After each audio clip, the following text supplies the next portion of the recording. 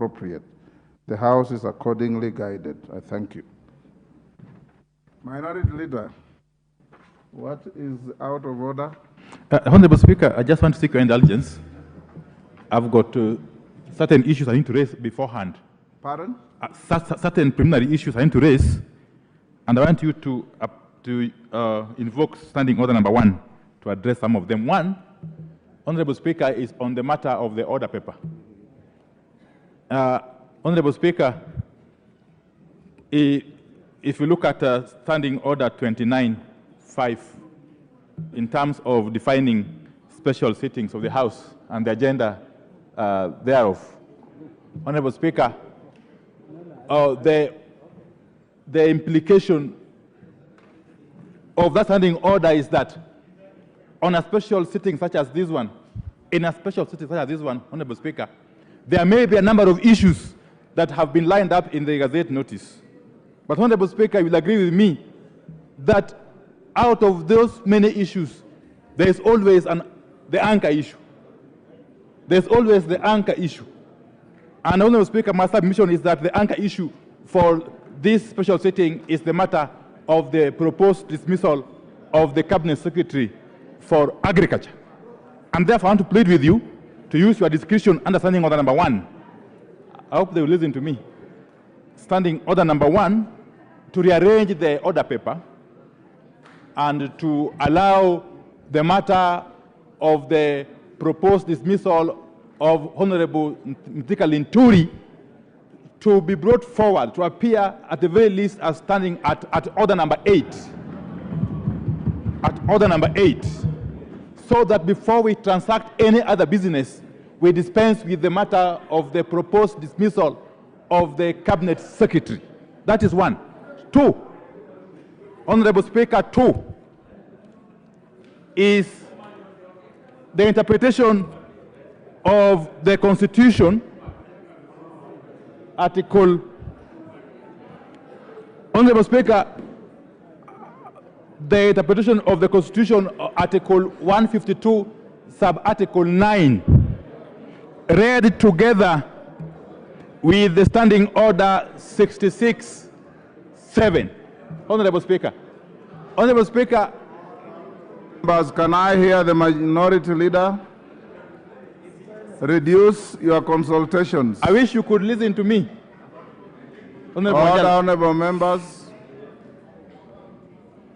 Honorable Speaker, I was saying that if you go to standing order to Article 152, sub-Article 9 of the Constitution,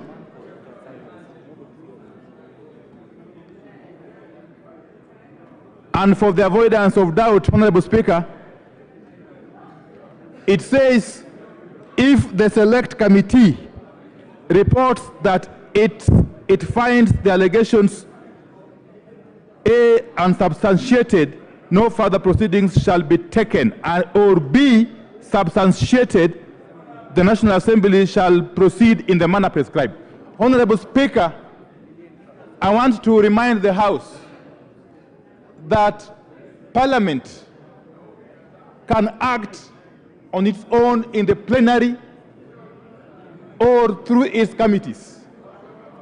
Honorable Speaker, the Select Committee that is envisaged under Article 152 of the Constitution is one of such committees. The Select Committee is a committee of the House. Honorable Minority Leader. And as I conclude, you are actually out of order. Okay, I'm just concluding. You are out of order. I just want to plead with you, Honorable Speaker. Just 1 second, or 1 minute. Okay, take that 1 second, but you are out of order. That the Honorable Speaker, if you undertake a purposive interpretation of the Constitution, understanding orders, I want you to find that what is envisaged under Article 152, sub-Article 9, is that the decision of the Select Committee shall be subjected to the vote of this House. That whatever decision the Select Committee arrives at must be validated by the full House.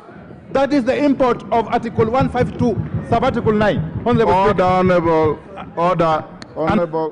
Order. Honorable Wandai. First, you are out of order in anticipating debate. I did guide the House that I have been informed reliably that the report is ready. The report has not even been tabled. The Speaker has not seen it yet. After the next 1 or 2 orders, the Speaker will retreat to the back chamber and look at the report. It cannot be tabled without the Speaker assenting to it. Once I am satisfied and I assent to it, then it will be tabled. Secondly, that will be done within the next less than 1 hour. Secondly, and Guna, you are out of order in interjecting when the Speaker is on his feet. Secondly, what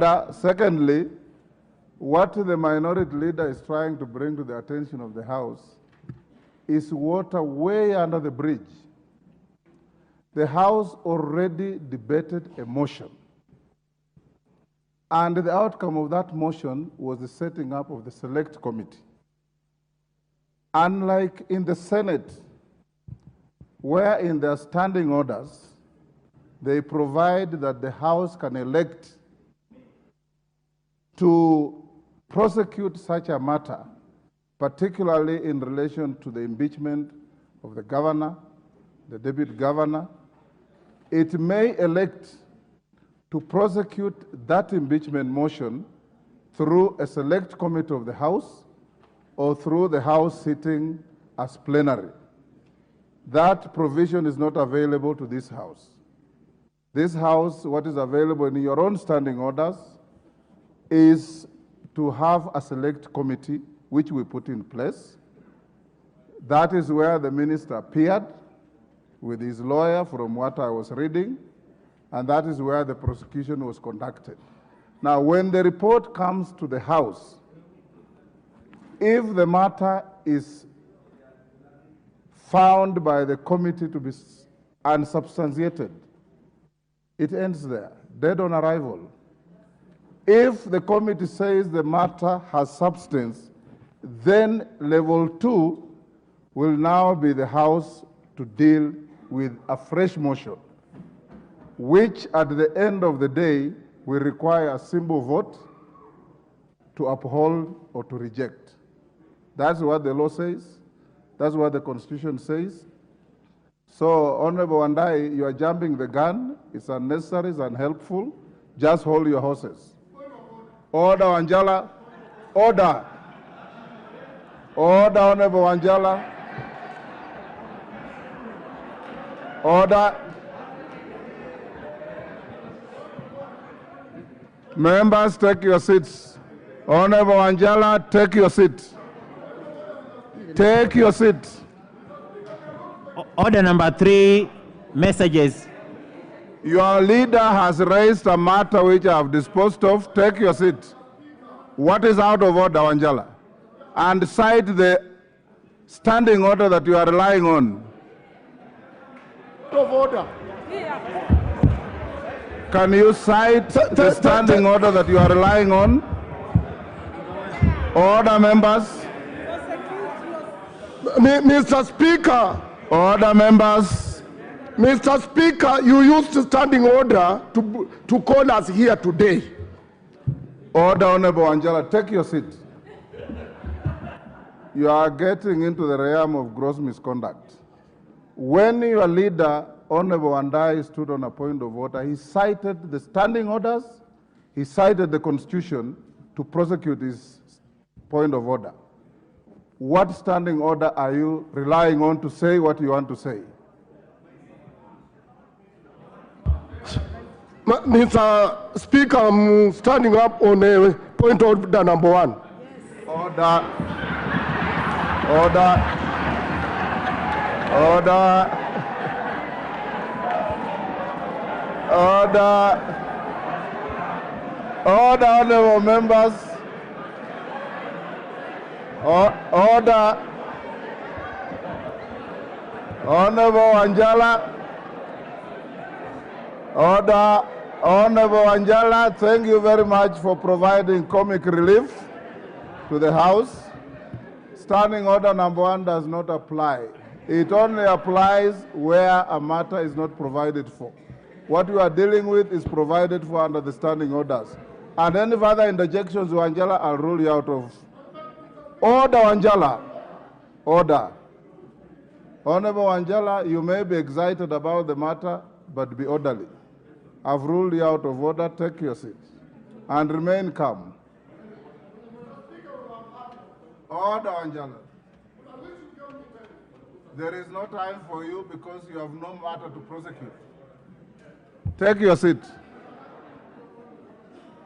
Yes, Senior Counsel. Thank you, Mr. Speaker.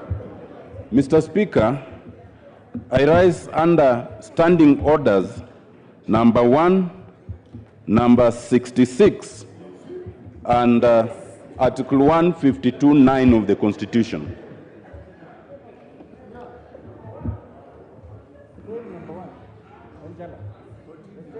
I need the Speaker's ear, so we cannot compete for his ear.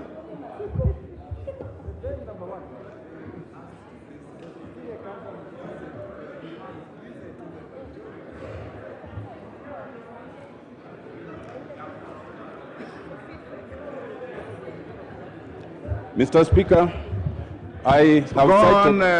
Yes. Mr. Speaker, I rise under standing order number 1, standing order number 66, as read with Article 152(9) of the Constitution, for your directions. Mr. Speaker, I seek those directions pursuant to your further directions that you have just given. Mr. Speaker, you read Article 152(9) and properly interpreted it. But, Mr. Speaker, I'd invite you for a proper and thorough interpretation of 152(9) before the committee tables its report. Insofar as under 152(9), Mr. Speaker, A, it says if the select committee reports that it finds the allegations unsubstantiated, no further proceedings shall be taken. Mr. Speaker, I wish to invite, for the clarity of the House, the interpretation of the word proceedings, so that we would know how we react to the report by the committee. Mr. Speaker, without anticipating your direction, my understanding is that Article 152(9) actually mirrors the process of removal of a judge under Article 67. And the contemplation, therefore, Mr. Speaker, would be that when the committee reports that they have found the allegation substantiated, then we proceed under 152(9)(b). But where they find it unsubstantiated, no further proceedings shall be taken, which means the proceedings contemplated in B, that is affording the Cabinet Secretary to appear before the House, and the question of voting will not be taken. But my understanding, Mr. Speaker, is that that by itself does not prevent the House from discussing or debating the report. What it does is to prevent the House from voting on the report. And therefore, Mr. Speaker, I'd urge you to give us a clearer interpretation of the word proceedings, and one that goes with the purposes of the Constitution, one that is permissive, because the House is entitled to debate the finding of the committee, including any improprieties that the committee may be engaged in. Thank you, Mr. Speaker. Order. Honorable Senior Counsel, your reading of the Constitution, your understanding of the Constitution, and your appreciation of the Constitution is in tandem with Mr. Speaker. Good. Thank you. Under Article 152(7), where you should have started, because I know you very well, you are a clever man, but you are reading selectively. It says, if a motion under Clause 6 is supported by at least 1/3 of the members of the National Assembly, which motion was supported by more than 1/3 of the Assembly shall, not may, shall appoint a select committee comprising 11 of its members to investigate the matter, which you did. right? The next level is now the reception of the report, which you have quoted. As it is now, we have not tabled any report. So you are also jumping the gun. Once the tabling of the report is done, then the relevance of your argument comes into play. And then the discretion of the Speaker will be called into place. Right? Thirdly, and for the avoidance of any doubt to all members, including Honorable Raphael Wanjala, standing order number 1 in our standing orders is not available to any member of this House. Whether it's majority or minority leaders, it's only available to the Speaker. If you read your standing orders, and for avoidance of doubt, I wrote these standing orders with the late Honorable Godana. The late Honorable Godana, Julius Sunguli sitting there, and a few others. Standing order number 1 is only available to the Speaker, not to any other member. It is not an escape route to anybody who doesn't grasp their standing orders. So let's leave it there. Honorable Otienda Amolo will get to that matter when we reach it. Order. Clerk, hold an order. That matter is spent. Let's move to the next order. Order number 3, messages.